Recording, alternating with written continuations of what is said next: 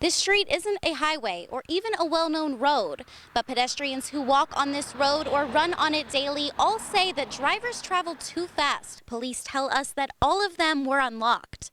Our question is, are people forgetting or are they simply too trusting? We've been tracking down the story and asking locals what their opinion is.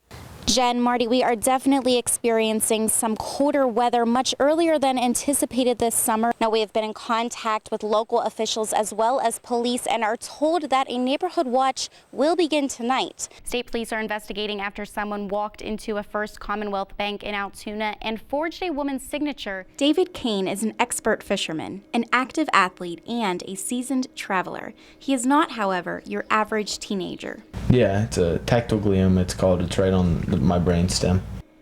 David was in the 7th grade when he and his family found out that his headaches were due to a low-grade benign tumor forming on the roof of his brainstem.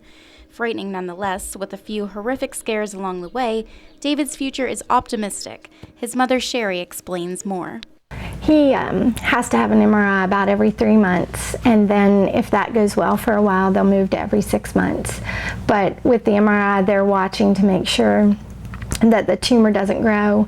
Throughout his journey, David had the opportunity to work with Angelite Films, a nonprofit production company that gives children with brain and spinal cord tumors the opportunity to share their story. Mine's about living life with the tumor and trying to kind of forget about it in a way, just keep on going on, I guess. Yeah. Besides becoming a movie star, Make-A-Wish Foundation blessed David and his family with a trip to Hawaii and the biggest catch of his life, a 314-pound marlin, now mounted on the family room wall. Yeah, it was awesome. David has 2 younger sisters, Abigail and Madison. Their faith is strong, as is their love for their brother. He's fun to hang out with. I stay focused on the positives, because if you think about the negatives, you can't move on with life. You just got to keep thinking about the positives. It is hard to imagine being diagnosed with a life-altering condition, but David doesn't let it get him down. I learned that you have to really appreciate life because I realize how quick it can go away.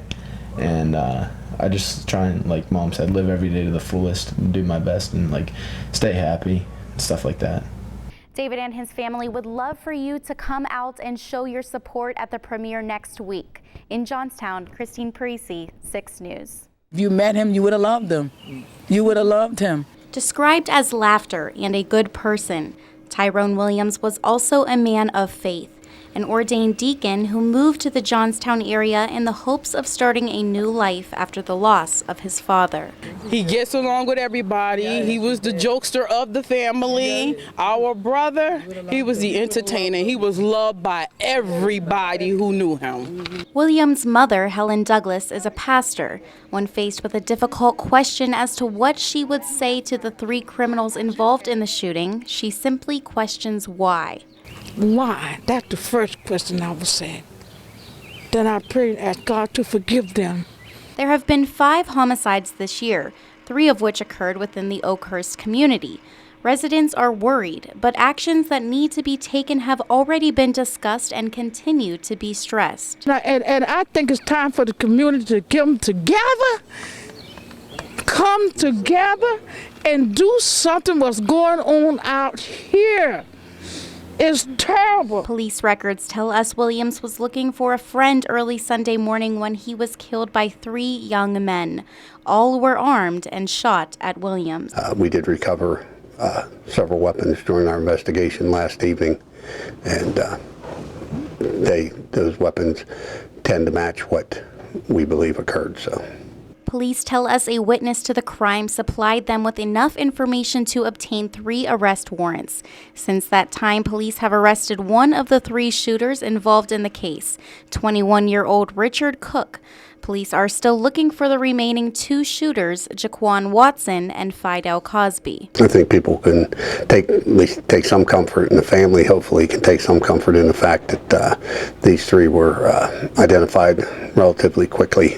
And one's, like I said, one's already in custody, and the 2 will hopefully be taken into custody shortly. Until that time, Williams' family is getting by the only way they know how. Prayer and faith. Prayer and faith. Prayer and faith. That's what we are, a family of prayer and faith. Christine Parisi, 6 News.